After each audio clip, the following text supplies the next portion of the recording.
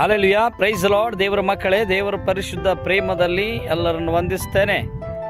ಇವತ್ತಿನ ದಿನಮಾನಗಳಲ್ಲಿ ಬಹಳ ಕಷ್ಟದಿಂದ ಮನುಷ್ಯನು ಜೀವಿಸ್ತಾ ಇದ್ದಾನೆ. ಅದಕ್ಕಾಗಿ ಒಂದೊಂದು ವಿಚಾರವನ್ನು ನಾವು ಅರ್ಥ ಮಾಡ್ಕೊಳ್ಬೇಕು. ದೇವರ ಪ್ರಸನ್ನತೆಯನ್ನು, ದೇವರ ಪ್ರೀತಿಯನ್ನು ಅರ್ಥ ಮಾಡ್ಕೊಳ್ಬೇಕು. ತಾಯಿ ತಂದೆಯ ಪ್ರೀತಿಯನ್ನು ಅರ್ಥ ಮಾಡ್ಕೊಳ್ಬೇಕು.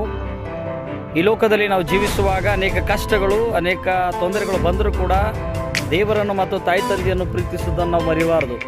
ನಂಬಿಕೆ ಉಳ್ಳಂಥ ಮಕ್ಕಳು ದೇವರ ಸಾಮ್ರಾಜ್ಯದಲ್ಲಿ ಆಶೀರ್ವಾದ ಹೊಂದುತ್ತಾರೆ. ಈ ಲೋಕದಲ್ಲಿ ಇರುವಾಗಲೇ ಮನುಷ್ಯನಿಗೆ ಸ್ವರ್ಗ ಮತ್ತು ನರಕ ಎರಡೂ ಇದೆ. ಪಾಪ ಪುಣ್ಯ ಅನ್ನೋದು ಯಾವ ರೀತಿಯಲ್ಲಿ ಇದೆಯೋ ಅದೇ ರೀತಿಯಲ್ಲಿ ಈ ಲೋಕದಲ್ಲಿ ಡಿಸೈಡ್ ಆಗುತ್ತೆ. ಅದಕ್ಕಾಗಿ ಮನುಷ್ಯನ ಭಾಳ ವಿಶ್ವಾಸದಲ್ಲಿ ತನ್ನ ತಾಯಿ ತಂದೆಯನ್ನು, ತನ್ನ ಕುಟುಂಬವನ್ನು ಮತ್ತು ತನ್ನ ನಂಬಿದ ದೇವರನ್ನು ಪ್ರೀತಿಸುವುದು ಭಾಳ ಪ್ರಾಮುಖ್ಯವಾಗಿ ಬೇಕಾಗಿದೆ. ಅದಕ್ಕಾಗಿ ಭಾಳ ದೇವರು ನನಗೆ ನೋಡ್ತಾನೆ, ದೇವರು ಯಾವ ರೀತಿಯಲ್ಲಿ ನಂಗೆ ನೋಡ್ತಾನೆ, ಏನು ಮಾಡಿದ್ರು ನಡೀತದೆ ಅನ್ನೋ ಭಾವನೆಯನ್ನು ಬಿಟ್ಟು ಆ ದೇವರ ಆಶೀರ್ವಾದದಲ್ಲಿ ಸತ್ಯದ ಮಾರ್ಗದಲ್ಲಿ ನಾನು ನಡೀತೀನಿ. ದೇವರು ನನ್ನನ್ನು ನೋಡುವವರಾಗಿದ್ದಾರೆ, ದೇವರು ನನ್ನನ್ನು ಪ್ರೀತಿಸುವವರಾಗಿದ್ದಾರೆ, ನನ್ನ ಪ್ರತಿಯೊಂದು ಆಗುವಗಳಲ್ಲಿ ದೇವರು ನನ್ನ ಕಾಪಾಡ್ತಾನೆ ಅಂತ ಹೇಳಿ ಯಾರು ವಿಶ್ವಾಸ ಮಾಡಿ ನಡೀತಾರೋ ಅವ್ರು ಭಾಳ ದಿವಸ ಆಶೀರ್ವಾದದಿಂದ ನಡೀಲಿಕ್ಕೆ ಸಾಧ್ಯತೆ ಇದೆ. ಅನೇಕರಿಗೆ ಅಹಂಕಾರ, ಲೋಕದಲ್ಲಿ ಬರುವಂಥ ಎಲ್ಲ ಕೆಟ್ಟ ಕೆಟ್ಟ ಆಲೋಚನೆಗಳು, ಕೆಟ್ಟ ಕೆಟ್ಟ ಚಟಗಳು, ಬೇರೆಯವರ ಮನೆ ಹಾಳು ಮಾಡುವುದು, ಇದೆಲ್ಲ ಮನುಷ್ಯನು ಭಾಳ ಕೆಟ್ಟದಾಗಿ ಮಾಡ್ತಾ ಇದ್ದಾರೆ.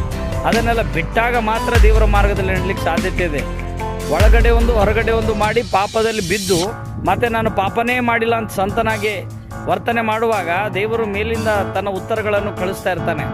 ದೇವರ ಸಾಮ್ರಾಜ್ಯದಲ್ಲಿ ಭಾಳ ದೂತರಿದ್ದಾರೆ, ಅವರು ಕಾಪಾಡಲಿಕ್ಕೆ, ನಮ್ಮನ್ನು ನೋಡಲಿಕ್ಕೆ, ನಮ್ಮನ್ನು ಅಬ್ಸರ್ವ್ ಮಾಡಲಿಕ್ಕೆ ತನ್ನ ದೂತರನ್ನು ಕಳಿಸಿದರೆ ಸಾಕು. ದೇವರು ನಾವೆಲ್ಲರೂ ಸರ್ವನಾಶ ಆಗಿ ಹೋಗ್ತೀವಿ.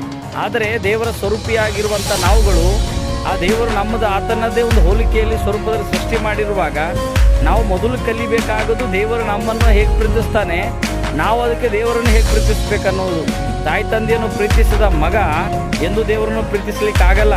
ಕುಟುಂಬವನ್ನು ಪ್ರೀತಿಸದಂಥ ಒಬ್ಬ ಯಜಮಾನ ದೇವರನ್ನು ಪ್ರೀತಿಸ್ಲಿಕ್ಕೆ ಸಾಧ್ಯನೇ ಇಲ್ಲ. ಅದಕ್ಕಾಗಿ ಮೊದಲು ನಾವು ಪರಿವರ್ತನೆ ಹೊಂದೋಣ. ತಂದೆ ತಾಯಿಯನ್ನು ಪ್ರೀತಿಸೋಣ, ಕುಟುಂಬವನ್ನು ಪ್ರೀತಿಸೋಣ, ದೇವರನ್ನು ಪ್ರೀತಿಸೋಣ. ಇವೆರಡು ಬಹಳ ಕಟ್ಟುನಿಟ್ಟಾಗಿ ಯಾವನು ಪಾಲನೆ ಮಾಡ್ತಾರೋ ಅವರು ದೇವರ ಸಾಮ್ರಾಜ್ಯದ ಮಕ್ಕಳಾಗ್ಲಿಕ್ಕೆ ಸಾಧ್ಯತೆ ಇದೆ.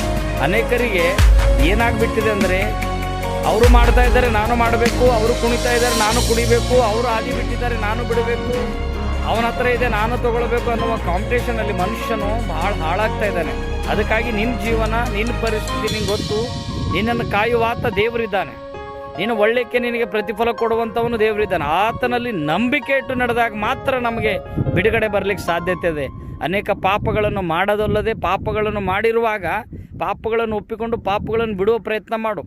ಮಂದಿ ಮನೆ ಹಾಳು ಮಾಡುವಾಗ ಆ ವಿಚಾರವನ್ನು ಬಿಟ್ಟು ಒಳ್ಳೆ ಕೆಲಸಗಳನ್ನು ಮಾಡಲಿಕ್ಕೆ ಪ್ರಯತ್ನ ಪಡು. ಅವಾಗ ಮಾತ್ರ ದೇವರು